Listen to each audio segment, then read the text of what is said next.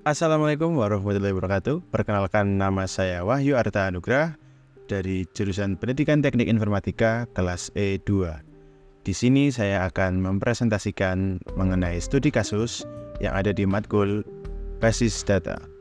Oke, kita masuk ke materi yang pertama, yaitu mengenai sistem rental mobil. Oke, kita langsung masuk ke materinya. Nah, pada studi kasus 4 ini yang bertemakan sistem rental mobil, tersedia sebuah studi kasus yang menceritakan mengenai basis data atau database dari sebuah sistem rental mobil.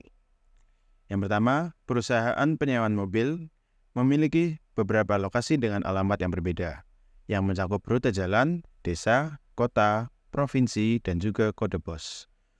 Mobil yang tersedia termasuk mobil subcompact, compact, sedan, dan mobil mewah. Setiap satu dengan pembuatan, tahun pembuatan, model, warna, nomor identifikasi unik, dan juga plat nomor yang unik. Lalu, pelanggan dapat mengembalikan mobil di lokasi yang berbeda, yang disebut pengantaran. Odometer diukur sebelum dan setelah penyewaan tanpa mencatat-catat. Tangki bensin dicatat sebagai kosong, seperempat penuh, setengah penuh, 3/4 penuh, atau penuh. Sistem mencatat hari penyewaan dan pengembalian, namun tidak durasi peminjaman.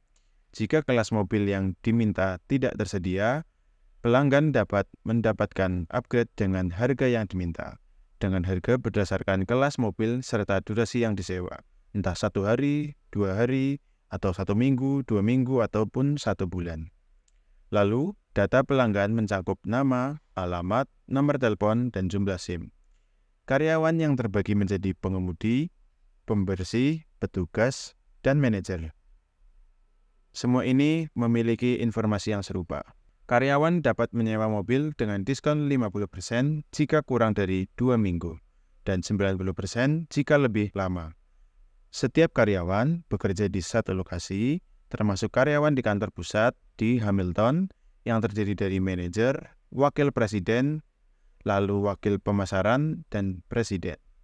Perusahaan kadang-kadang menawarkan promosi dengan harga 60% dari harga reguler, berlaku untuk satu kelas mobil dalam 1 minggu tertentu. Promosi tidak berlaku untuk karyawan dan dapat berubah dari waktu ke waktu. Berikut adalah diagram model logikanya. Yang selanjutnya ada constraint. Employee type, primary key-nya ada pada employee type, lalu pada tabel employee, primary key-nya ada pada driver license, dan foreign key-nya ada pada working location, dan juga employee type. Lalu pada tabel person, primary key-nya ada pada driver license, dan foreign key-nya ada pada address ID.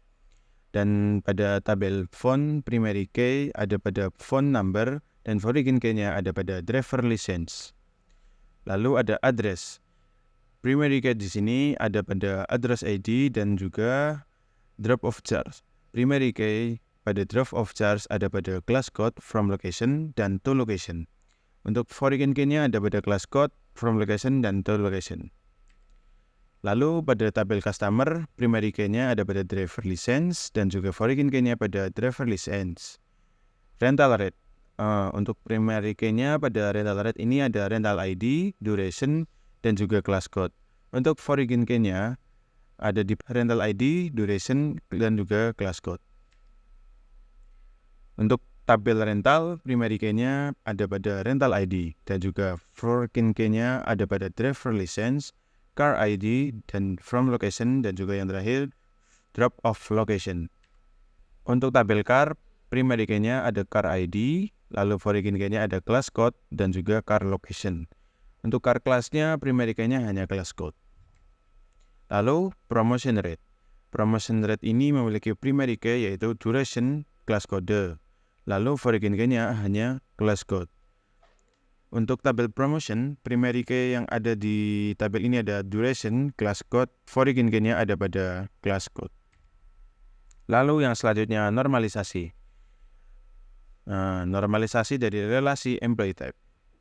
Tampaknya sudah dalam bentuk 1NF, hanya memiliki satu kolom dan setiap sel berisi nilai atomik, atau tidak ada masalah normalisasi pada relasi ini. Lalu relasi employee. Di sini, driver license adalah kunci utama, sehingga relasi ini memenuhi satu NF, namun employee type dan is president atau is vice president mungkin mengandung nilai berulang atau duplikat dan tidak dapat memenuhi normalisasi. Nah, untuk employee type ini mungkin harus dipindah ke dalam tabel employee type yang terpisah. Untuk mengatasi is president dan is vice president, mungkin perlu membuat tabel terpisah yang mencatat peran karyawan dalam perusahaan.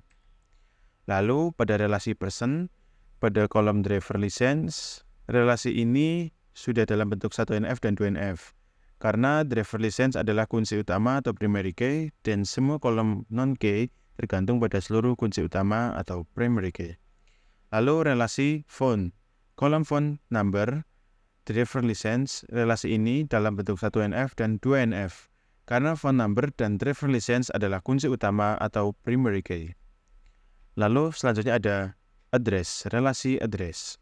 Kolom address ini memiliki address ID, street name, city, provinsi, postcode, is headquarter.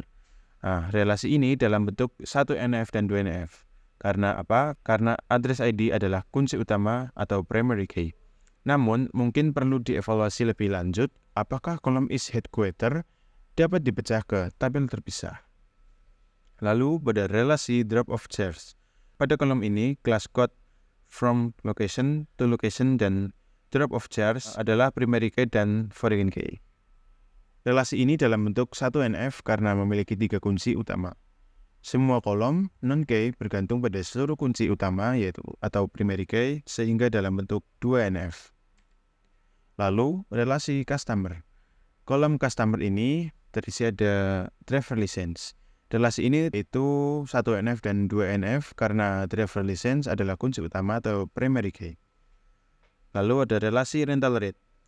Kolom rental rate ini terdiri dari rental ID, duration, class code, dan juga count. Relasi ini sudah dalam bentuk 1NF karena memiliki 3 kunci utama atau composite key.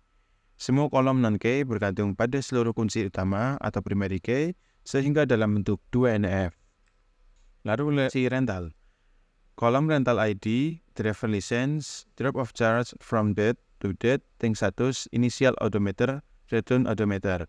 Lalu relasi ini dalam bentuk 1NF dan 2NF karena rental ID adalah kunci utama atau primary key dan semua kolom non-key bergantung pada seluruh kunci utama atau primary key.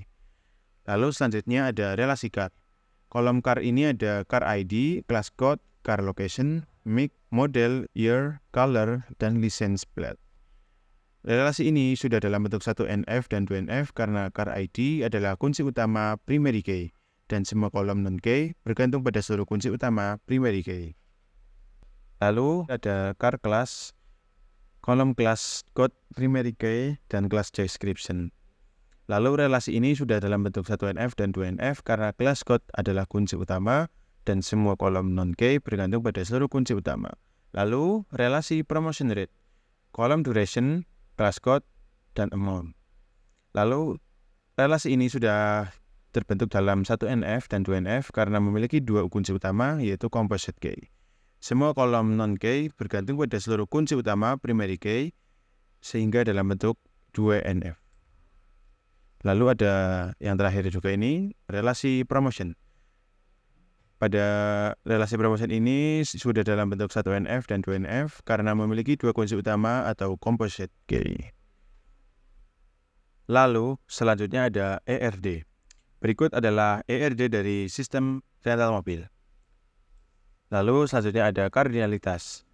Kardinalitas yang pertama adalah employee type dan employee. Kardinalitas satu ke banyak atau one to many, satu tipe karyawan employee type dapat terhubung dengan banyak karyawan dalam tabel employee. Lalu, employee dan person. Kardinalitas satu ke satu atau one to one, setiap karyawan employee terkait dengan satu entitas dalam tabel person melalui driver license. Lalu, person dan phone. Kardinalitas satu ke banyak atau one to many. Satu entitas dalam tabel person dapat memiliki banyak nomor telepon dalam tabel phone. Lalu, person dan address. Kardinalitas satu ke banyak atau one to many. Satu entitas dalam tabel person dapat memiliki banyak alamat dalam tabel address. Lalu, employee dan customer. Kardinalitas satu ke satu atau one to one.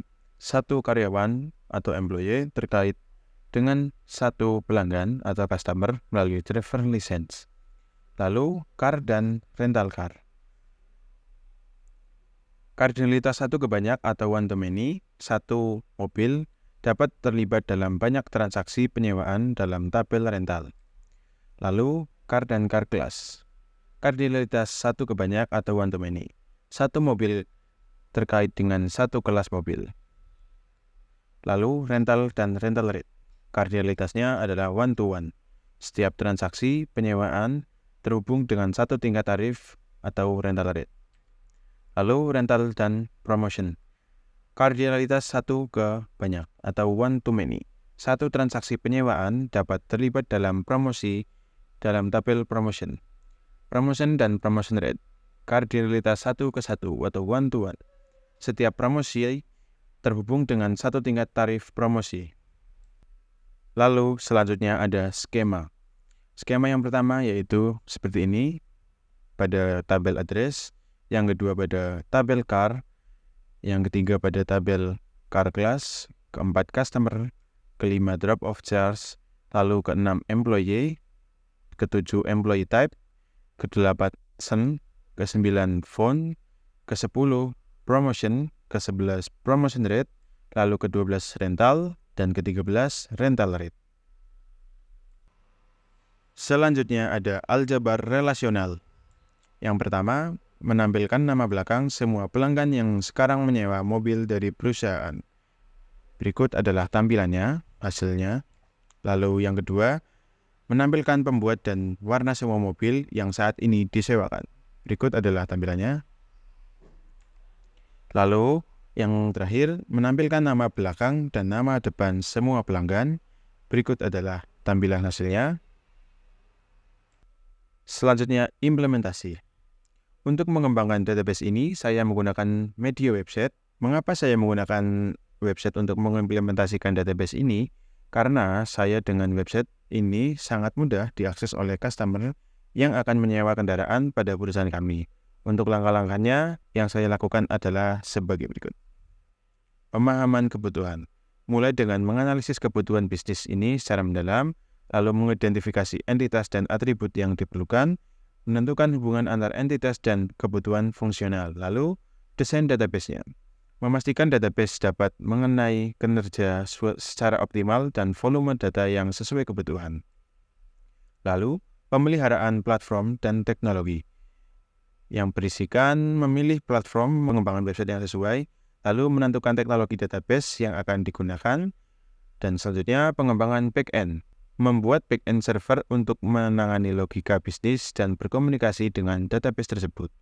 Mengimplementasikan operasi CRUD atau Create, Read, Update, dan Delete untuk entitas bisnis, lalu menerapkan kebijakan harga, promosi, dan juga aturan penyewaan.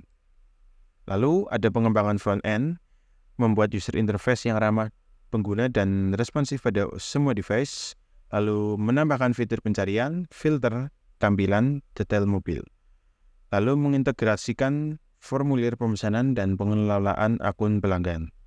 Lalu ada implementasi keamanan yang berisi menerapkan langkah-langkah keamanan seperti autentikasi, penggunaan data, dan izin akses.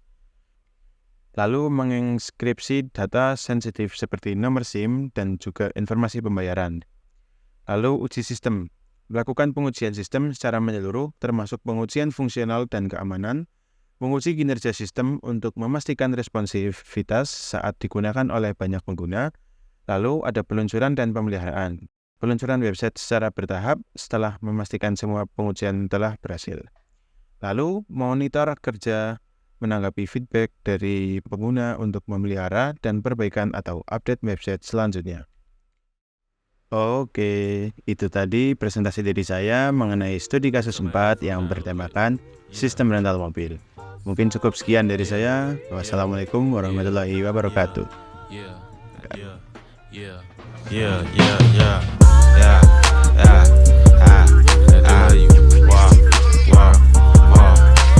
How much money you got? How much money you got?